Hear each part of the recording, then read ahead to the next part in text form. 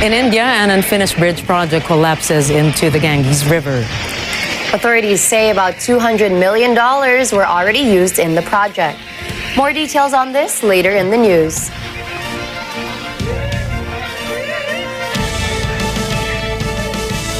Good evening, I am Gianna Llanes. And I am Nina Rich Yelago Flores. This is Mata ng Agila International. Now for the headlines.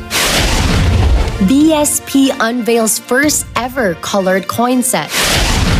Chinese embassy reaffirms bilateral relations with the Philippines.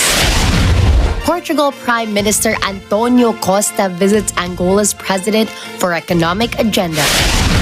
Russia to hold maritime drills off Japan coast. And Nigerian raiders attack multiple villages, claiming at least 30 lives.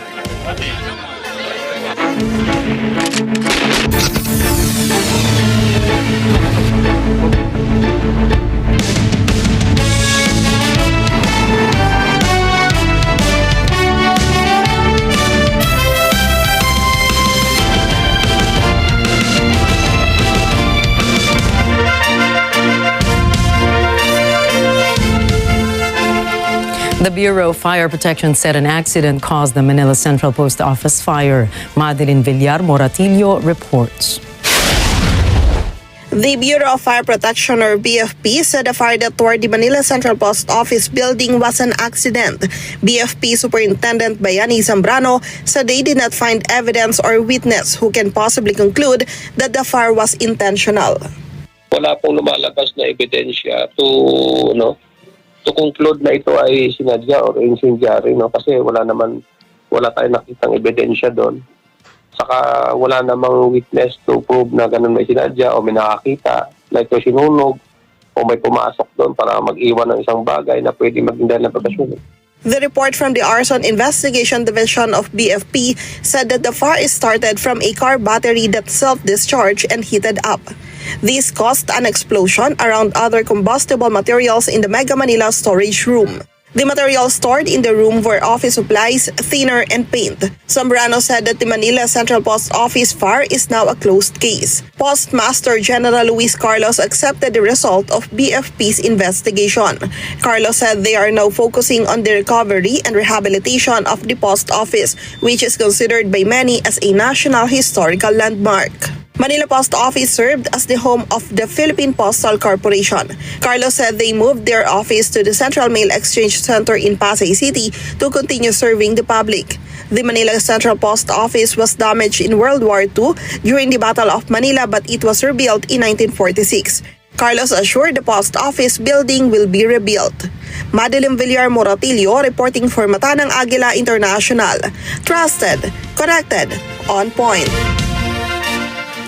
The Chinese embassy in the country underscores the bilateral relations between the Philippines and China. JD Mahinay for the details. A Chinese embassy official in Manila highlights the need for cooperation and mutual understanding between the Philippines and China. This was raised after China's state media reported that Chinese fishermen removed all of the boys from Philippine waters. But the Philippine Coast Guard, or PCG, denied the claims, stating that all 10 boys were in their designated locations. According to Chinese Embassy Counselor Ji Lingpeng, the maritime dispute should not describe the bilateral relations between Beijing and Manila. He notes that the two nations must also remain strong in their economic ties. The counselor adds that Presidents Ferdinand Marcos Jr. and Xi Jinping reached a consensus to settle the maritime problems in a friendlier way with consultations and exchanges. He further explains that the South China Sea issue is only a very small part of the two nations' bilateral relations. Last month, the PCG installed 5 buoys in the Kalayaan group of islands, while the others were deployed last May 2022. JD Mahinay reporting for Mata ng Agila International. Trusted, connected, on point. The Philippines' next batch of locally developed CUBE satellites was successfully launched into space yesterday. Randy Bernardino reports.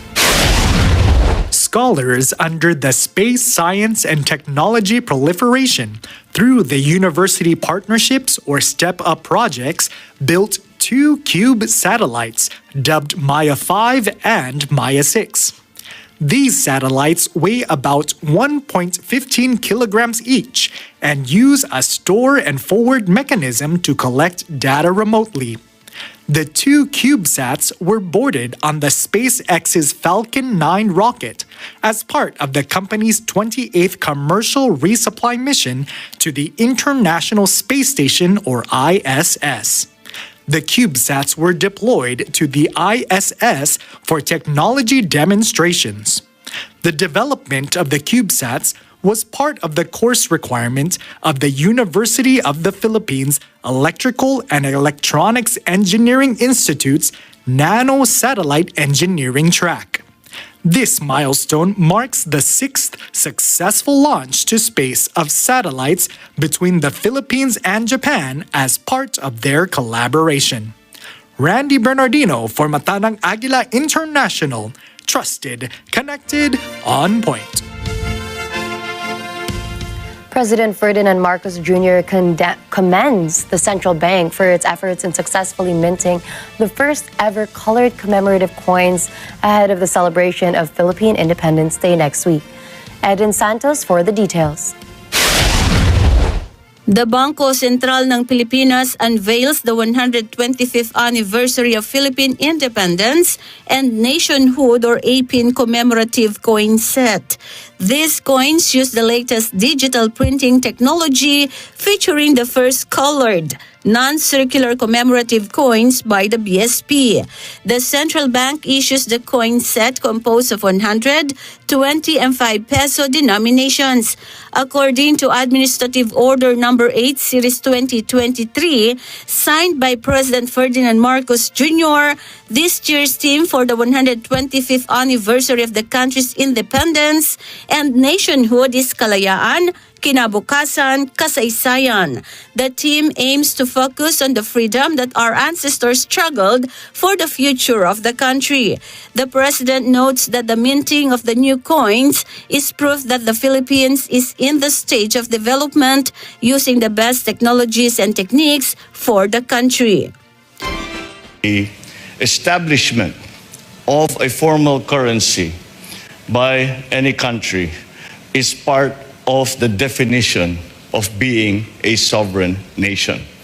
And that's why we have to see it not just as a very, very nice souvenir, but really a commemoration of the creation of the Republic of the Philippines.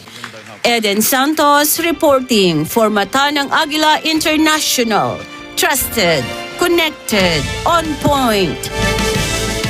The Department of Labor and Employment says workers will receive double pay on Independence Day.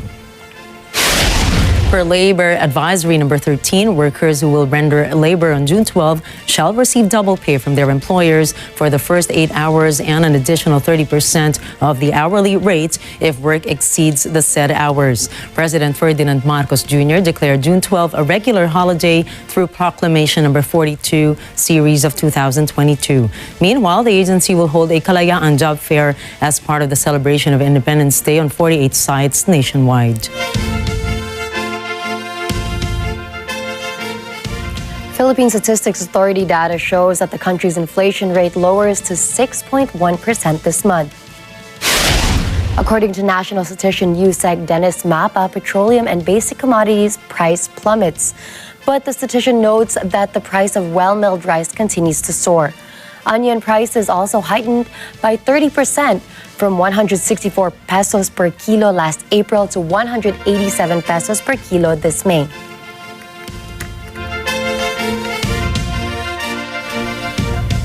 Volcanologists from the Philippine Institute of Volcanology and Seismology, or PHIVOLCS, monitor Taal's recent volcanic activities. PHIVOX reported 74 rockfall events from the volcano. The agency heightens the alert level to 2 and prohibits people to enter the 6-kilometer danger zone as well as any aircraft flyovers. Meanwhile, Civil Aviation Authority of the Philippines, or CAAP, issues a notice to all airmen as PHIVOX also reports volcanic activities coming from Mayon volcano and Canlaon volcano.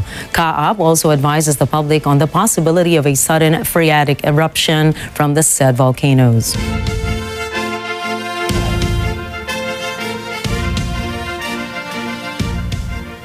Tropical depression Chedeng slightly intensifies as it looms over the Philippine Sea.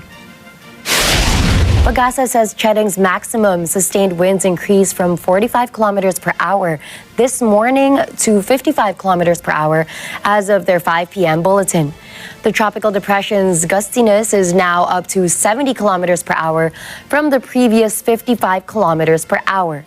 Chedeng's location hardly changed since it is barely moving, with its center 1,150 kilometers east of southeastern Luzon.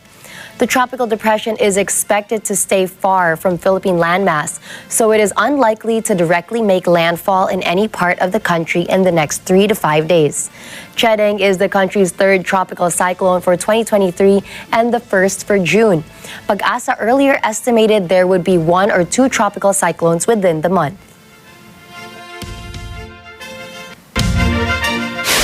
Coming up, Ukraine and Russia accuse each other over a Novakakhovka dam disaster. India's Prime Minister Narendra Modi vows punishment over India's biggest train crash. And U.S. federal authorities investigate unresponsive Cessna incident. Stay tuned for more stories around the globe when we return.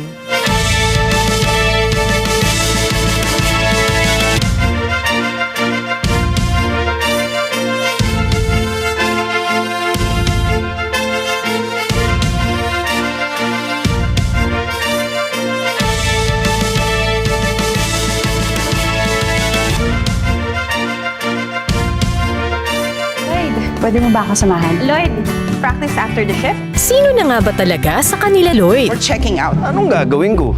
Alam niyo kung ako sa inyo eh. Teka, si Lloyd ang magtuturo dumiskarte? Walang niyo ako talaga! Ayos kasi ng ayos ng relasyon. Nung naulot niya, di mo maituloy. Mukhang namumuro na si Lodi kay Sarah. So, hindi ka na ulit nangangalawang? Lumalamang na ba si Trisha? Ano to?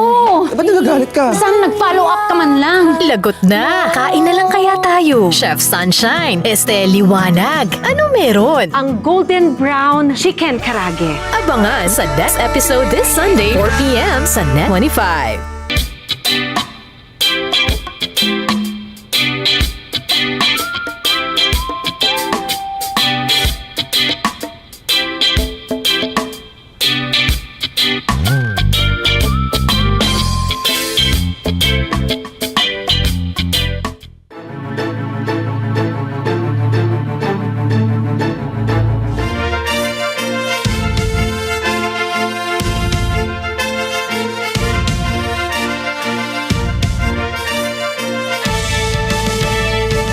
Welcome back to Mata ng Agila International.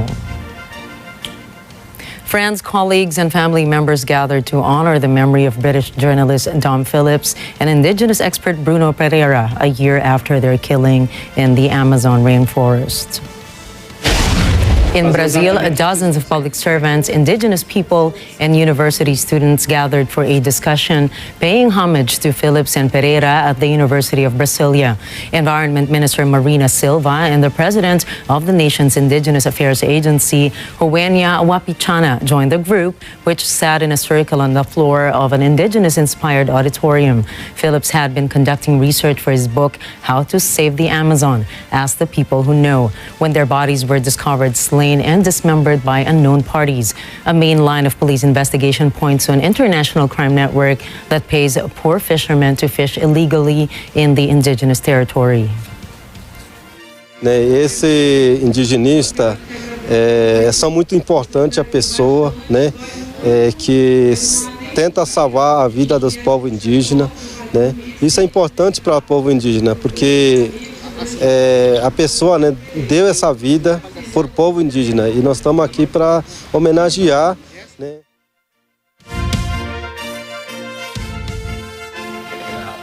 Brazil's government on Monday unveiled how it plans to meet a pledge to eliminate deforestation in the Amazon by 2030. Lula plans to do this by using strengthened law enforcement against environmental crimes and other measures in the world's largest tropical rainforest. The president unveiled the action plan for the prevention and control of deforestation in the Amazon, or PPCDM, and sets a coordinated policy across more than a dozen ministries through the end of his term in 2027. Acabamos de relançar o Plano de Ação e Combate ao Desmatamento na Amazônia Legal, que em sua versão anterior, durante meus 2 primeiros mandatos, produziu a maior redução das taxas de desmatamento da Amazônia em toda a sua história. Estamos retomando a criação de áreas protegidas, parques e reservas.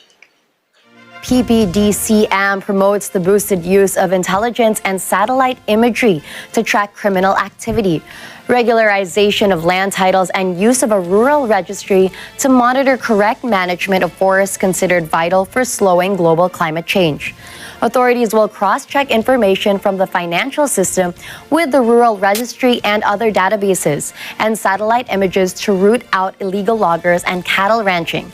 It also looks to develop a green economy to sustain the Amazon region without deforestation. Vamos lançar em breve o Plano Amazônia Segurança e Soberania, em parceria com os governos dos estados que compõem a Amazônia Legal. O objetivo do plano é o combate sem trégua a crimes como grilagem de terras públicas, garimpo, extração de madeira, mineração, caça e pesca ilegais em territórios indígenas, áreas de proteção ambiental e na Amazônia como um todo.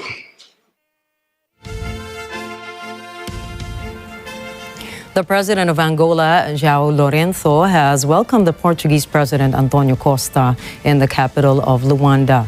Ministers from both countries signed a total of 13 agreements ranging from financial to legal. The Portuguese Prime Minister announced a significant increase in the credit line granted to Angola. Antonio Costa announced his willingness to support the Angolan government's ambitions towards the diversifying of their economic stream and ensuring a strategic approach towards combating the ongoing recession. The cooperation program signed between Portugal and Angola will last until 2027. This partnership can be seen as a necessity since Angola has been China's biggest trade partner since 2007. Spain and Italy have already signed deals with Angola, so Portugal might be arriving late, but with the same mother tongue, they're sure to share closer family ties. There are long-withstanding tensions between Wagner and Russia's regular army. The head of the private military company, Yevgeny Prigozhin, has launched several scathing attacks on Russia's most senior defense officials. Earlier, the group's boss said the Russian army had mined the roads Wagner used to leave the city of Bakhmut. He has also complained frequently of a lack of ammunition during the battle for Bakhmut in Ukraine's eastern Donetsk region. The Wagner group led the fighting there for the Russian side, which became the longest and bloodiest battle of the war. Last month, it claimed to have taken full control of the city and would transfer control to the Russian army.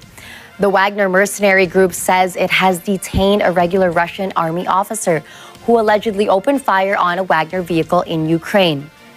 A video was published where the Russian officer admitted that he opened fire on a Wagner vehicle intoxicated with alcohol because of his personal animosity. He also claims that between 10 and 12 of his subordinates disarmed a group of Wagner fighters, although it isn't clear if this was part of the same incident.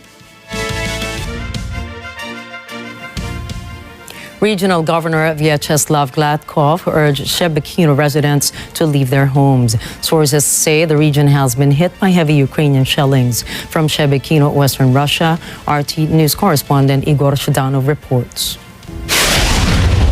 This place here is a typical Soviet-era apartment block building.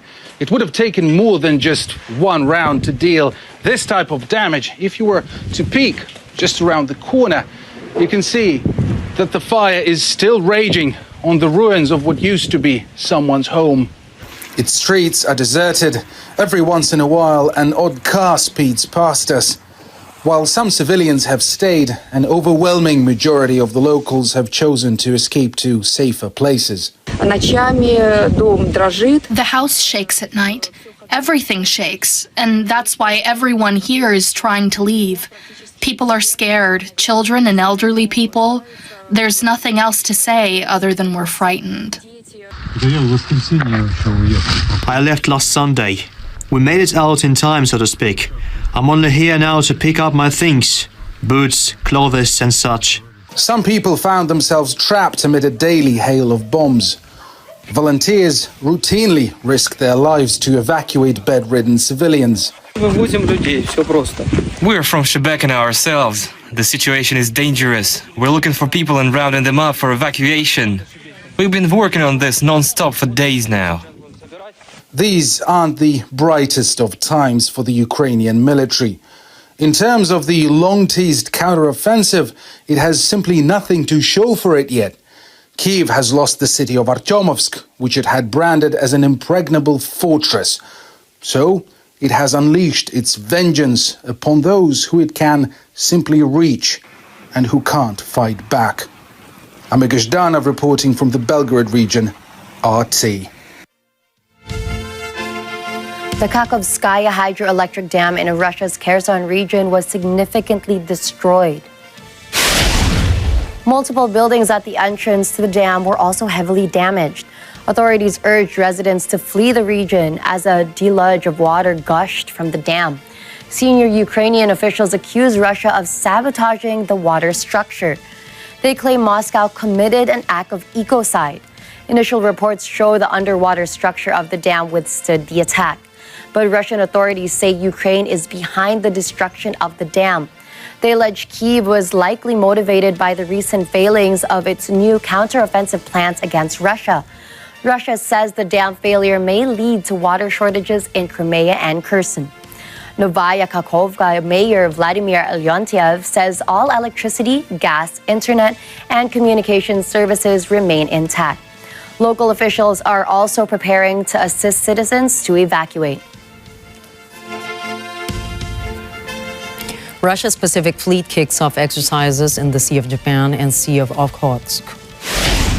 Russia's Ministry of Defense said more than 60 combat ships, support vessels, and 35 naval aviation aircraft joined the drills. Over 11,000 military personnel also participated. Russia will hold the naval exercises from June 5 to 20 of this year. The ministry also said Fleet Commander Admiral Victor Lina leads the naval tactical and aviation groups. The exercises include submarine search, tracking operations, combat training, and air defense detachments of ships. The drills will also focus on surface and aerial targets and logistical support systems.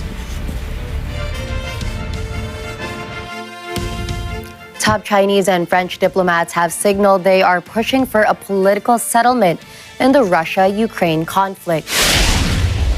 The Chinese Foreign Ministry said Wang Yi, director of the Office of the Foreign Affairs Commission, and Emmanuel Bon, diplomatic advisor to French President Emmanuel Macron, coordinated positions over the Moscow-Kyiv issue. Wang and Bon agreed via phone call to consistently accumulate and create conditions for the start of political settlement.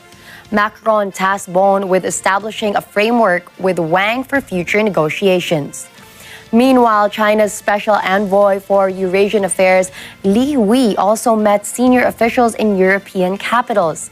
Li said Beijing was considering another peace mission, but he acknowledged the difficulties of negotiation. 俄罗斯方面表示，俄罗斯从不反对和谈，一直支持通过政治途径解决问题。那么乌克兰方面也表示珍视和渴望和平。我感觉到双方呢并没有关死和谈的大门。我们认为这个如果真想要战争停下来，挽救生命，实现和平，就应该呢停止向战场输送武器，否则只会不断推高紧张局势螺旋式上升的这个风险。 China officially inaugurates its embassy in Honduras. Just weeks ago, the Central American country switched its diplomatic allegiance from Taiwan to Beijing. Jeff Sanidad has the details.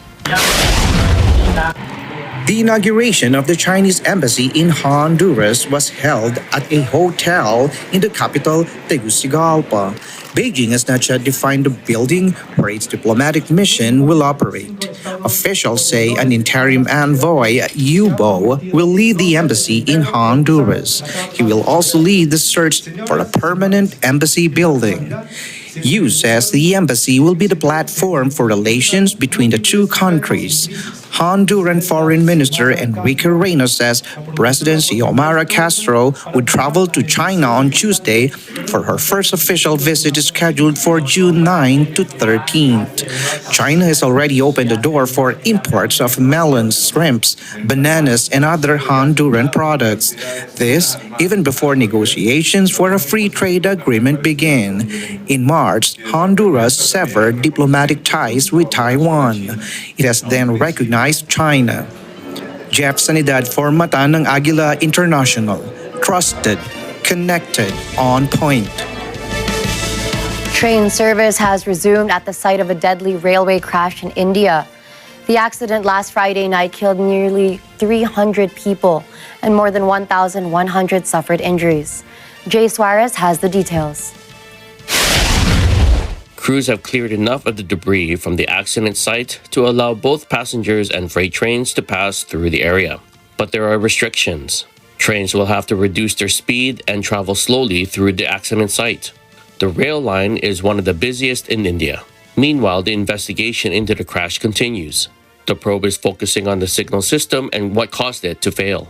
The country's railway board has ordered a widespread inspection of the system, which controls trains in India's 40,000 kilometers of track. Investigators are also trying to determine if anyone tampered with the system.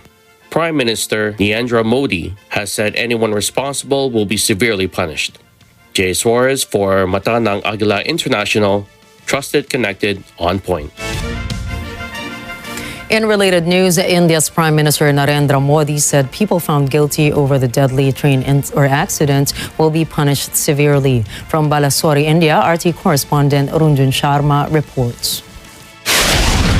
Around 15 million people travel in trains in India every day. Railways truly is the lifeline of the nation. Yet accidents like these leave a question mark on years of investment by the railways. Indian Prime Minister Narendra Modi vowed to bring those responsible to account. The government will leave no stone unturned in treating the injured. Those found guilty will be punished severely. As the railway tracks are now being cleared up, the story now moves to the hospitals, where there's chaos and confusion both inside and outside of the wards. Hundreds who are injured are admitted across 24 hospitals in and around Balasore, where the train tragedy took place, many of them critical. You see people with a broken hand or leg or ribs all around, but what hurts the most is a broken family. The last thing I remember was being on the train. I gained consciousness a while ago, but I don't know where my friends and family are. No one here knows either. Family members are seen searching for their loved ones inside hospital wards, desperately. And then many who don't find luck head to the mortuary. They then go through bundles of pictures of the dead, hoping against hope. But in a deadly chaos like this, it's not easy to find an answer or the right words to comfort these people. Ranjan Sharma, RT, Odisha. Republican Mike Pence has declared to run for the United States presidency in 2024. The former U.S. Vice President filed his bid on Monday. Sources say Pence will officially launch his campaign on Wednesday in the state of Iowa. Meanwhile, Jack Dorsey, co-founder and former CEO of Twitter, has publicly supported Robert F. Kennedy Jr. in the presidential race. Dorsey expressed confidence in Kennedy's ability to outperform other candidates.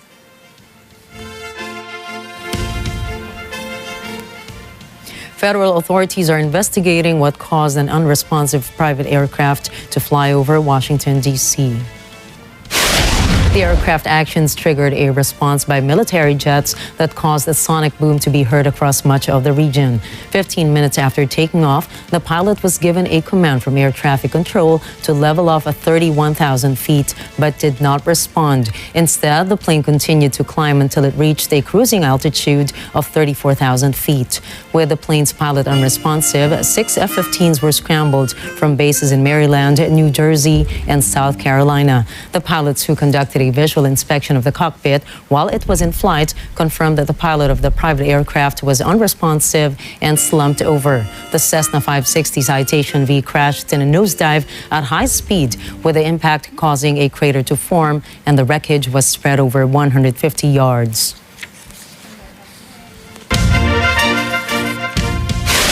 Raiders in Nigeria leave at least 30 dead. UN Peacekeeping 75th Anniversary honors peacekeepers in New York. And hundreds of Icelanders protest against whale hunting traditions. Please don't go away. We have more stories from around the globe when Mata ng Agila International returns.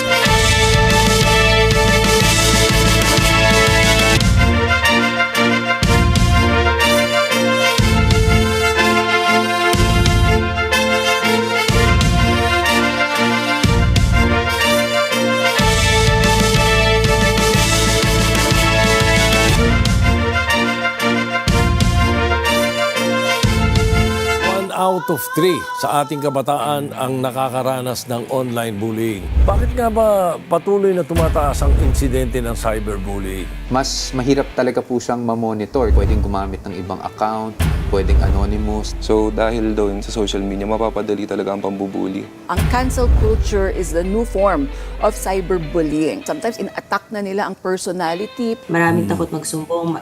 Marami din hindi alam kung saan pwede magsumbong, lalo na pagdating sa cyberbullying. Lumalala na nga ba ang cyberbullying sa Pilipinas? Mag-reality check tayo. Panalo tayo pag together, walang talo pag together. Let's get together sa Net25. Meron tayong guest! Siya lang naman ang sweetheart ng TikTok. Si Queen ay Mercado! Hindi ka mamudo! Ayaw ko lang talaga silang barilin. Bakit? Abay, mag-a-apply ako ng US visa next week. Ayaw ko nang madinal. Ang ating game ngayon ay Group Volleyball!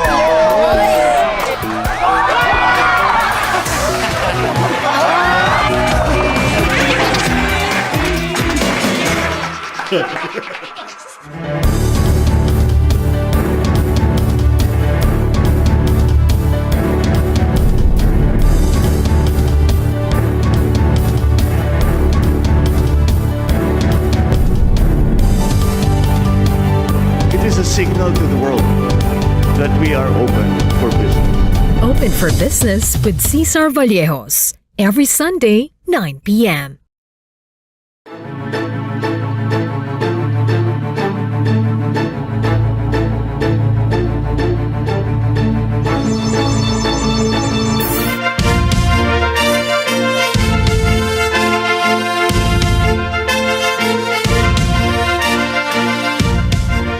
In India, the unfinished Agwani Sultanganj Bridge collapses into the Ganges River. Authorities say the project was inaugurated in 2015 and $200 million was already poured into it. 7 months before, a part of it collapsed in a severe storm that killed one laborer. In December 2022, another bridge collapsed, which sparked fury due to apparent corruption and mismanagement in the construction industry. Meanwhile, at least 200 people died when a pedestrian suspension bridge in Morbi district last November 2022.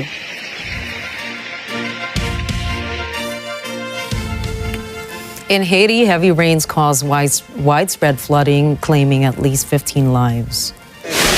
Local officials report there are 8 people missing. Haiti's Civil Protection Agency says about 12,400 people were forced to evacuate from the deluge. More than 7,400 families reported damages as local officials assess the impact of the rains that inundated Haiti. Meanwhile, Prime Minister Ariel Henry is working with local and international organizations to provide aid to those affected by the floods. Last June, Storm Arlen hit the country, causing several rivers to burst their banks and landslides. Flooding has created problems in northern Ecuador.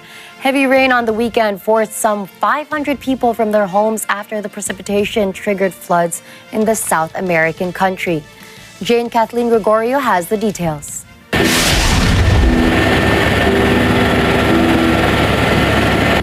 To escape rising waters, people in Ecuador sought refuge on their roofs or balconies. The rain fell for 12 hours straight, causing 6 rivers to overflow. Authorities managed to evacuate about 500 people by boat. Helicopters picked up another 30.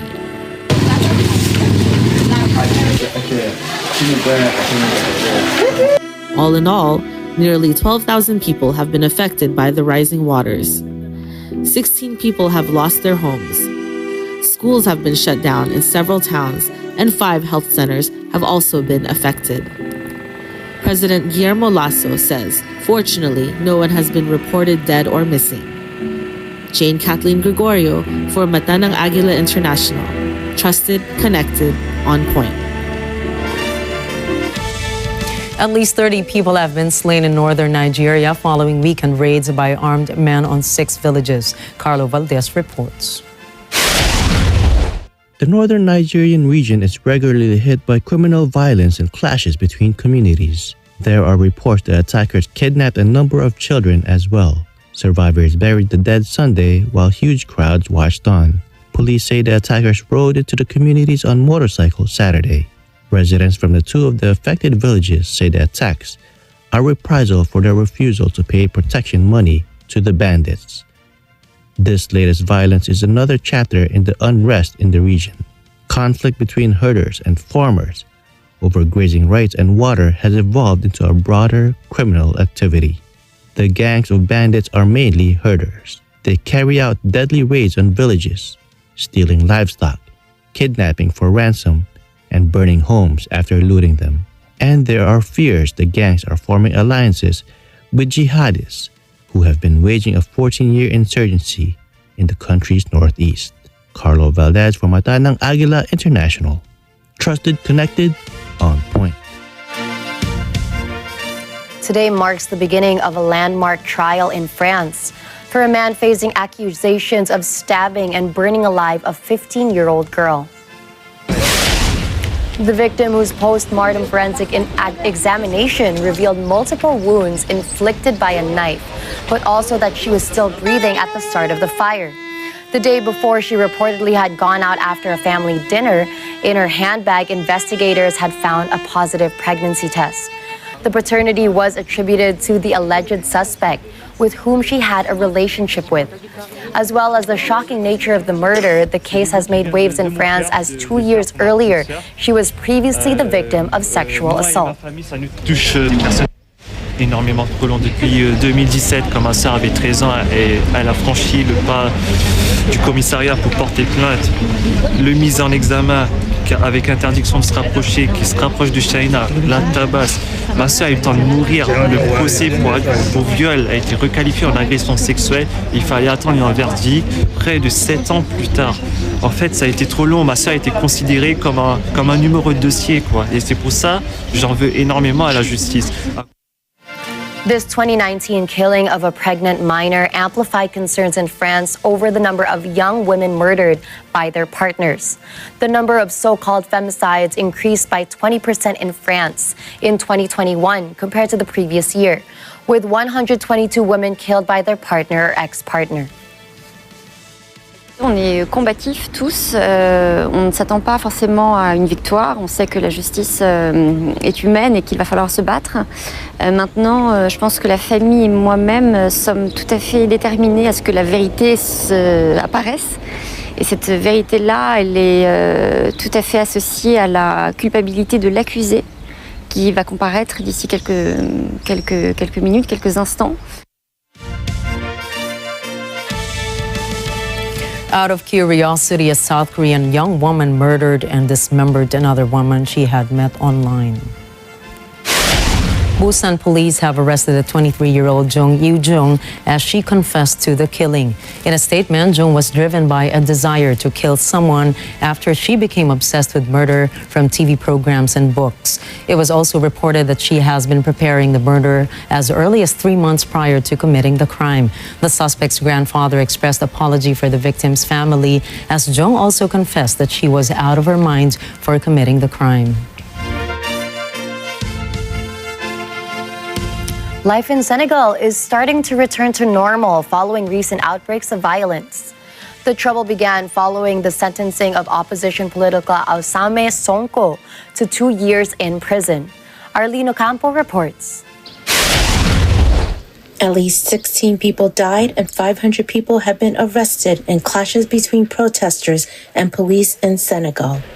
For now, peace appears to be gradually returning, but how long will it last is not clear. People are fearful that a new wave of deadly clashes will erupt in Senegal's uncertain political climate. There's speculation that President Macky Sall might seek a third term, even though the constitution limits him to just 2. Sall claims a constitutional change in 2016 would allow him to reset the clock and run for another term. And observers say that could spark a massive public uprising and more violence. For now, people are starting to go back to work after days of remaining in their homes. And while they venture back onto the streets, they remain apprehensive about the future. Arlene Ocampo from Matanang Agila International, trusted, connected, on point. Peacekeepers around the world were honored on the 75th anniversary of United Nations peacekeeping. Part of the celebration is an interactive installation in New York. Joanne Soriano tells us more. For 75 years, more than 2 million United Nations peacekeepers have saved and changed the lives of millions of people around the world caught in conflict and catastrophe. UN peacekeepers help to prevent conflict, protect civilians, advance political solutions, and promote human rights.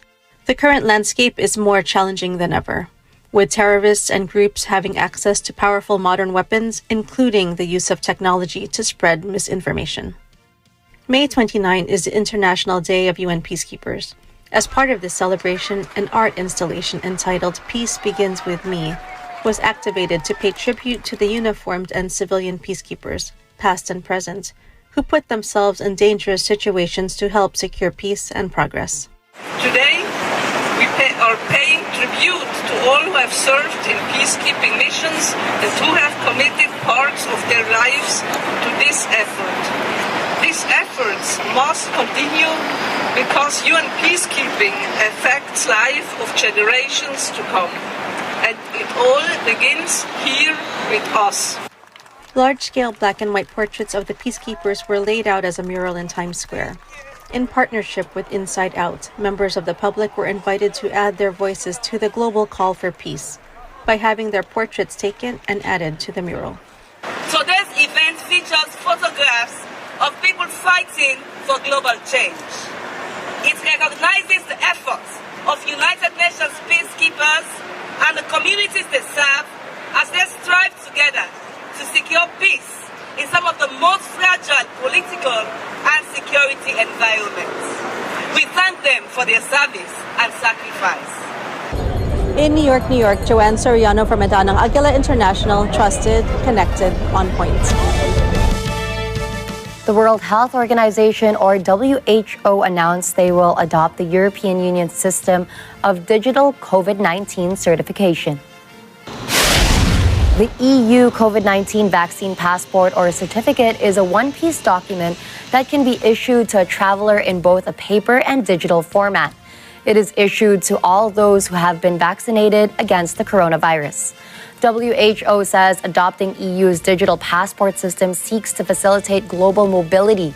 The procedure also aims to protect citizens across the world from ongoing and future health threats. In Argentina, a rare sighting will fascinate your night. Up in the sky lies the strawberry moon, shining with a pink hue. Sources say the Native American tribes coined the term. It refers to the harvesting time of strawberries in parts of North America. Canada is bracing for an especially severe wildfire season this summer. Blazes are breaking out in areas not normally affected by fire. Thomas Likeness in Canada has the story. For crews battling wildfires in Canada, it's like a game of whack-a-mole. Just as one blaze is brought under control in one part of the country, more fires break out thousands of kilometers away. Canada's a big country that spans more than 5,000 kilometers. We have 5 time zones here. That's how big it is, and right now, much of it has a high risk of fire. So far this year, the amount of land ravaged by the flames is 10 times the 10-year average. Prime Minister Justin Trudeau is keeping his fingers crossed that Canada has enough manpower to battle the blazes. Given the very serious projections of what this summer's wildfire seasons could look like, this is a question whether there'll be enough resources for the entire summer for all the potential wildfires that come up. In the event we don't have enough help from Canadian firefighters and the military, Trudeau says we'll rely on our alliances with other countries to help out. We've done that so far. Already, there are more than 1,200 firefighters here from Australia, New Zealand, South Africa, and the United States. And what do you see in the future, Mr. Prime Minister? As we know, that climate change is going to bring more and more extreme weather events into the future, more dangerous floods, more difficult and devastating wildfires, more intense hurricanes and storms. And those calamities mean governments are going to have to provide support for people affected by the emergencies. In Edmonton, Canada, Thomas I. Likeness, Mata Nang Agila International, trusted, connected, on point.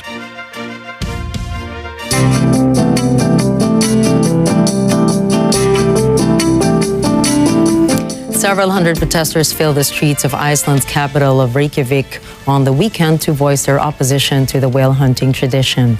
Opposition to whaling is on the rise in Iceland. Philip Toledo tells us more. Iceland is just one of 3 countries that allows whaling. The other 2 are Norway and Japan. A recent survey indicates a majority of Icelanders want the hunt scrapped. 51% say no to whaling, up from 42% 4 years ago. Support for the practice during that time has declined from 32% to 29%. Younger people tend to be most opposed to the hunt. Those over 60 tend to support it. The government says it will stop issuing whaling quotas next year. Philip Toledo for Mata Nang Agila International, trusted, connected, on point. Let's head on to Papua New Guinea. Celebrations of World Environment Day continue in the capital city of Port Moresby. Echo Orteleza Quinola has the report. Papua New Guinea is one with the world in celebrating World Environment Day 2023, Beat Plastic Pollution.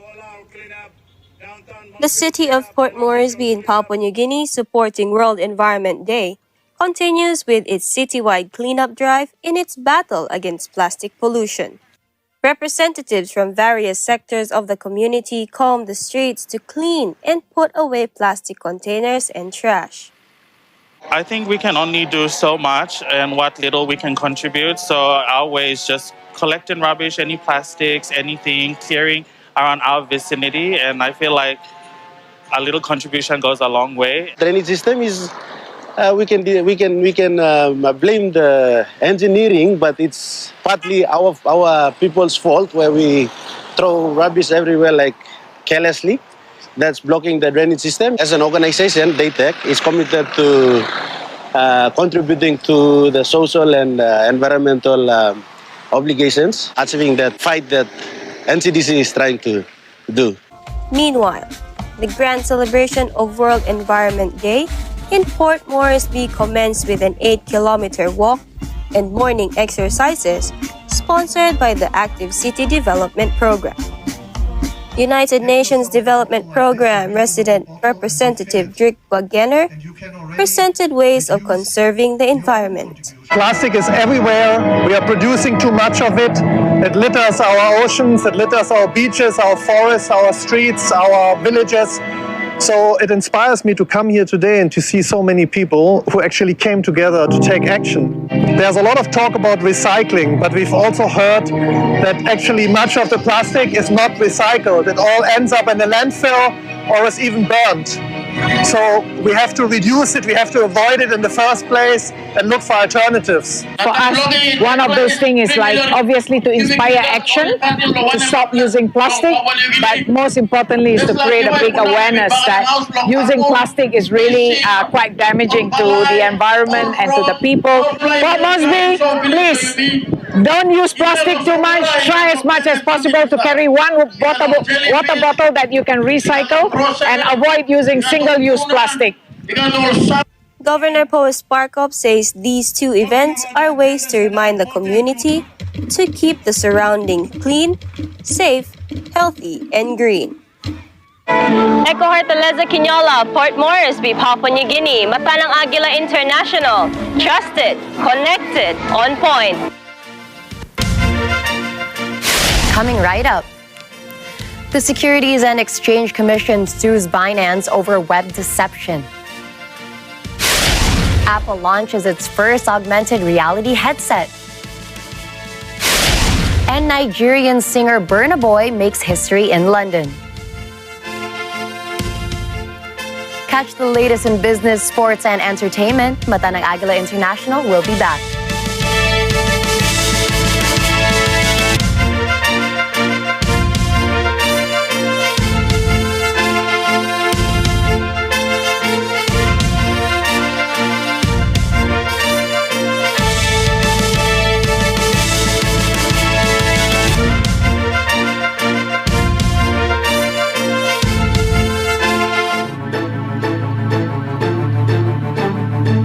Wow!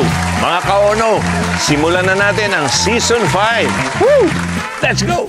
Dahil bagong season, ay maraming bagong pranks at segments. Hi!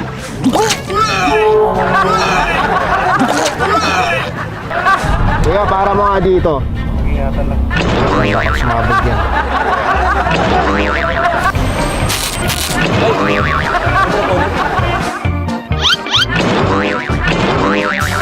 Opo, tubig!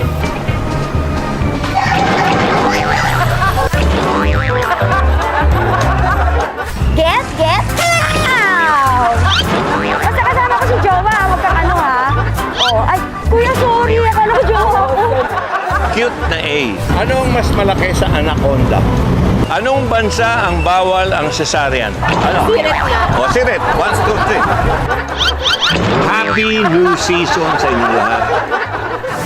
Oh no! You're only Sunday 25. Together, Sunday 25.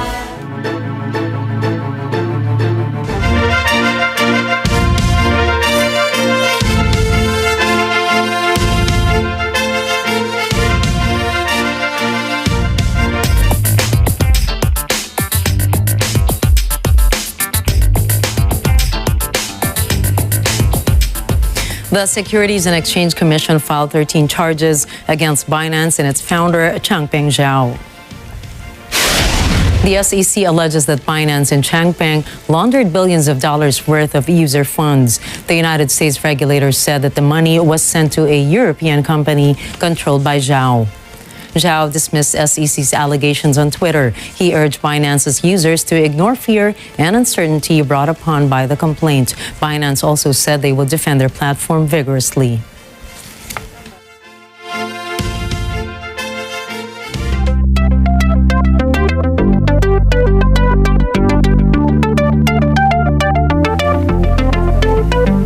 At the WWDC 23 Apple's keynote event on June 5, they unveiled a new augmented reality headset. This marks the first major hardware launch for almost 10 years. Stephanie Mayo tells us more. Apple has launched its first augmented reality or AR at the WWDC 23 Apple keynote event just less than 24 hours ago.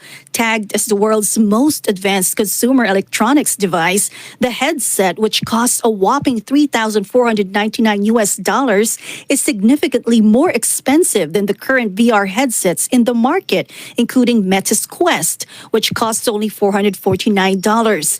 The futuristic Vision Pro, which seamlessly blends reality and virtual reality, allows a user to watch movies, write documents, access apps, and communicate in a virtual world. With no keyboard, the virtual screen can be controlled only with your voice, eyes, and hands, such as tapping your fingers together to select apps. But how much of this sci-fi spatial computer would appeal to mainstream consumers? At this point, it's hard to tell, considering it's not practical for an ultra-expensive gadget. Also, the headset, which looks like ski goggles, only has a 2-hour battery life and is bulky to carry around if you're working at a coffee shop compared to just slipping a sleek laptop in your tote. But the quality of the visuals is truly stunning and the technology impressive. This could appeal to a certain subset of IT workers and wealthy individuals who wish to upgrade their computing experience to a whole nother level. Cocooned inside your virtual world, Vision Pro could easily promote a sedentary, physically isolated lifestyle and could slowly detach a user from the real world. Still, if one is responsible, it can also increase productivity if your work is highly dependent on computers. Vision Pro is set to be released next year. Stephanie Mayo for Mata ng Agila International, trusted, connected, on point.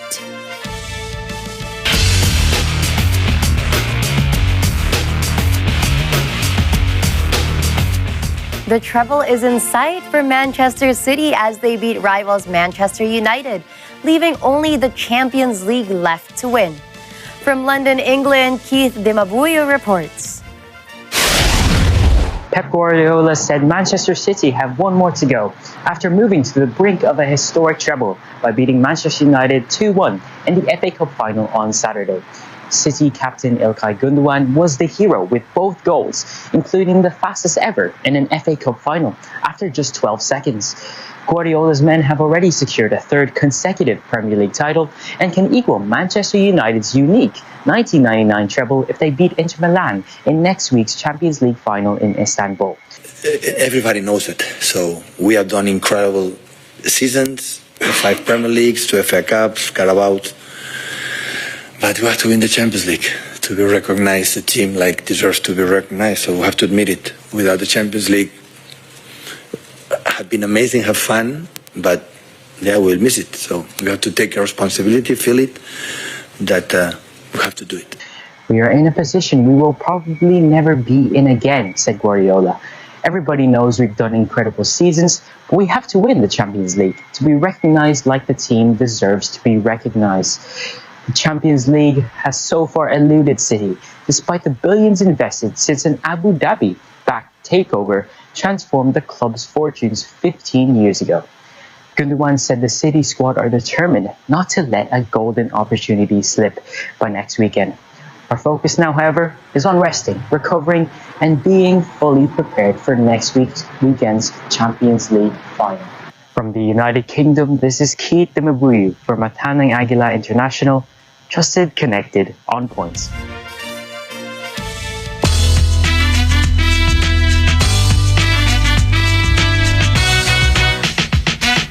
We banked on it. Nigerian star Burna Boy has made history after selling out London Stadium, becoming the first African artist to do so. The stadium is home to West Ham United Football Club and has hosted major sporting events such as the Olympics and the World Cup, as well as artists like Ed Sheeran and Bad Bunny. The sold-out concert at London Stadium is a major milestone for Burna Boy and for African music. It is a testament to his growing popularity and success on a global scale. It is also a sign of the growing interest in African music from audiences around the world. Burna Boy is a pioneer in the Afrobeats genre. He has helped to popularize the genre and bring it to a wider audience. Prince Harry arrived at a London court on Tuesday to give evidence in his case against a British tabloid publisher. The 38-year-old Duke of Sussex will become the first royal since 1890 to take the witness stand in a court case. From London, England, Arian Celestino tells us more. Prince Harry is set to appear in court as a witness against Mirror Group newspapers, MGN, a British tabloid publisher, in his ongoing legal battle with the press. This marks the first time in over a century that a senior British royal will give evidence in court. Alongside other high-profile claimants, Harry accuses MGN of engaging in unlawful activities such as phone hacking. Since stepping down from his frontline royal duties in 2020 and moving to California with his wife Meghan Markle, Harry has initiated several lawsuits against British newspaper groups. His lawyer asserted that Harry had been targeted by illegal information gathering since his school days, with his phone being hacked on multiple occasions. MGN's representative argued that there was no evidence of Harry's phone being tapped. The case revolves around allegations that MGN's tabloids engaged in illegal information gathering practices to obtain stories about Harry and other claimants. While MGN apologized and admitted to some unlawful information gathering, it denied voicemail tapping and contended that some claims were brought too late. Harry's lawyer asserted that MGN had engaged in widespread illegal activities, which had been sanctioned by senior executives. Reporting from United Kingdom, this is Arian Celestino for Matanang Agila International. Trusted, connected, on point.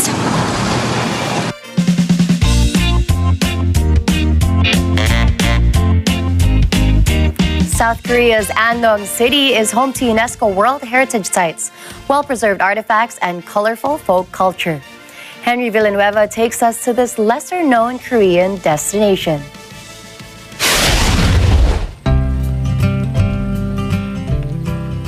Andong City is a must-visit for people wanting to see the scenes of South Korea's past even closer. Let me show you around the Hahue Folk Village, which showcases Korean houses preserved since the 1400s or the early Joseon dynasty. What makes this folk village different is that with government support, heirs still inhabit the area even up to this day. Walking around, you can see the stark difference between the upper and lower class residences based on roofing, fencing, and the size of their estate.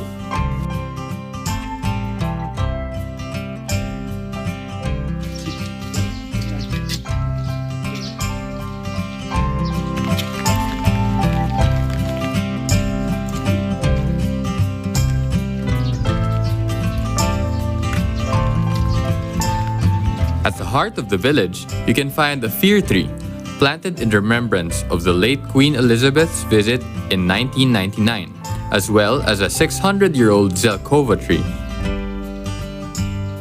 Andong is also known for its collection of cultural masks. Entrance is free at the Hahue Village World Mask Museum, where you can see not only masks from around the world, but also the ones used in Andong's mask dance drama. The folk play is a satire revealing the hypocrisies of Korean society back then, and it can still be watched in summer. Topping off today's trip is the local specialty jimdak. It is so popular, a whole alley of Andong Market is lined with jimdak shops. Make sure to try this soy sauce-based chicken dish to complete your Andong tour. Henry Villanueva reporting for Matanang Agila International, trusted, connected, on point. And to send you off today, here's a quote from Canadian poet, illustrator, and author Rupi Kaur. If you were born with a weakness to fall, you were born with the strength to rise. That's beautiful. That's beautiful. I think each of us is equipped with an innate strength that we are to discover as we go. I agree. That's the perfect quote for Tuesday. Exactly. And that's a wrap for tonight's news. Catch the latest updates on our social media channels. I am Gianna Llanes. And I am Nina Rich Yalago Flores. This is Mata ng Agila International. Trusted, connected, on point.